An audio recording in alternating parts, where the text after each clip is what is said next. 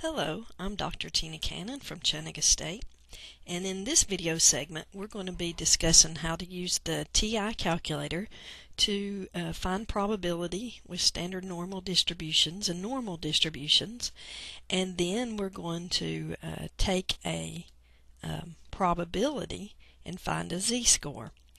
So in this, what we want to do is use some handouts that are located in your course under calculator instruction. This is Unit 3, and we want to first use the one that says standard normal distribution. And in this particular problem, when we're dealing with a standard normal distribution, what this means is the standard deviation will be 1 and the mean will be 0. That is considered a standard normal distribution. And what happens is the middle of our graph, this will be a bell-shaped curve, the middle will be 0. And then each mark represents one standard deviation above and below the mean. Now in this particular problem, it says assume that the readings on thermometers are normally distributed with a mean of 0 and a standard deviation of 1 degree. Find the indicated probability where z is greater than 1.645. And the mark that we have in our graph, the beginning mark will be the z-score, which is 1.645, and notice it says they want to find the probability that it's greater, so the shading is to the right. This is very important to draw your graph so that you can tell what to put into the calculator and to understand where the shaded area is located. That area corresponds to your probability. So this is a drawing that we have. Now, what we want to do is find the area. So we're going to, if you look, you can see the steps of this, but we're going to call up the calculator.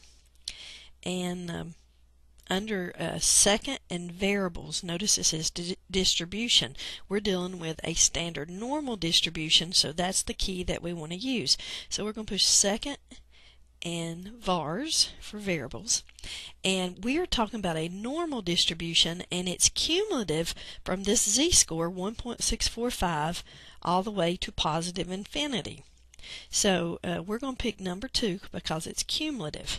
Now the way you do this is you type in the beginning score of what you're working with. So in our case it's 1.645.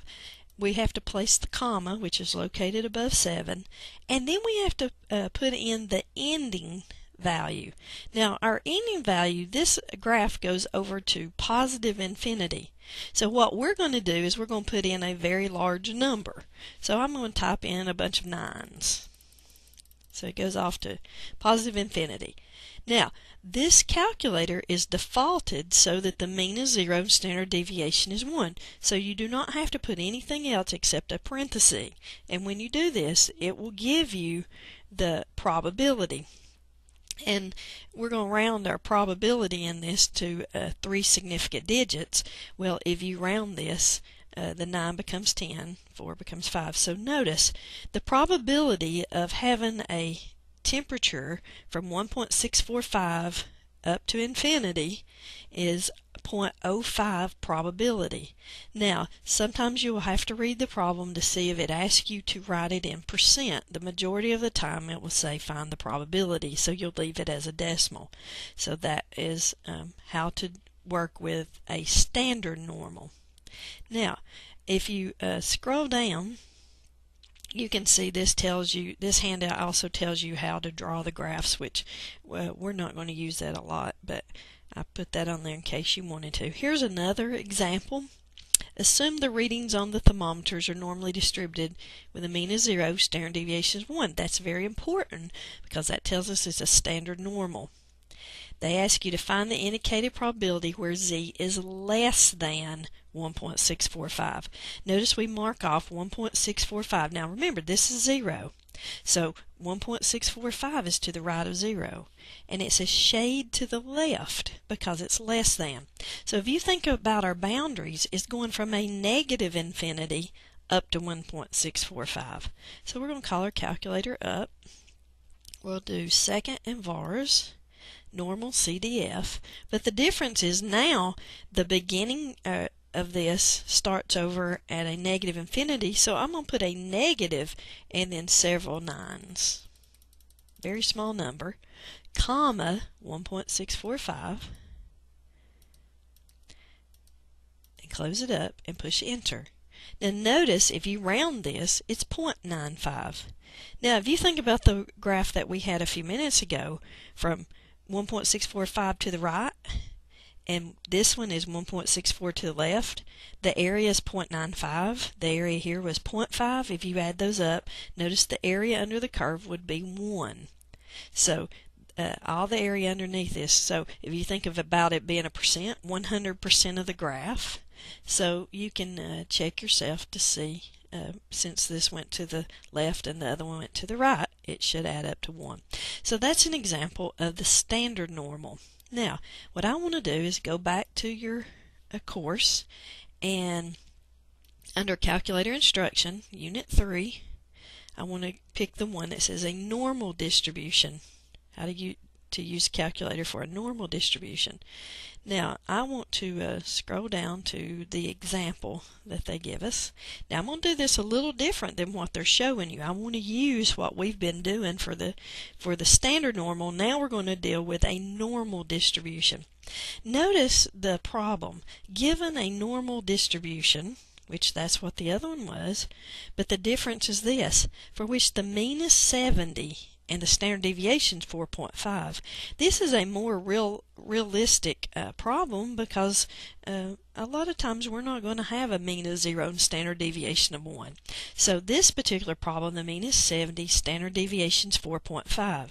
We still have to think about the graph. It's still a bell-shaped curve, but instead the middle is going to be a 70.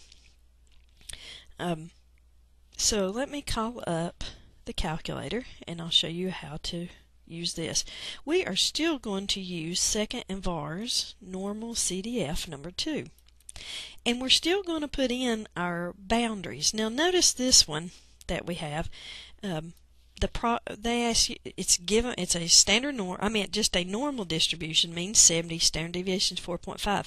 Find the probability the values between 65 and 80. So now what happens is we have a bell-shaped curve and the middle is going to be shaded between 65 and 80. So that's going to be our boundaries. So that's what we're going to type into our calculator, 65, 80. But here's the difference. If you're dealing with a normal distribution that has a different mean besides 0, you have to put a comma on the end and type in 70, which is our mean, comma your standard deviation, which in this case is 4.5. And if you close it up, it will show you the probability of being between these two numbers. So in our case, the probability would be 0.8536. Okay, 0.8536.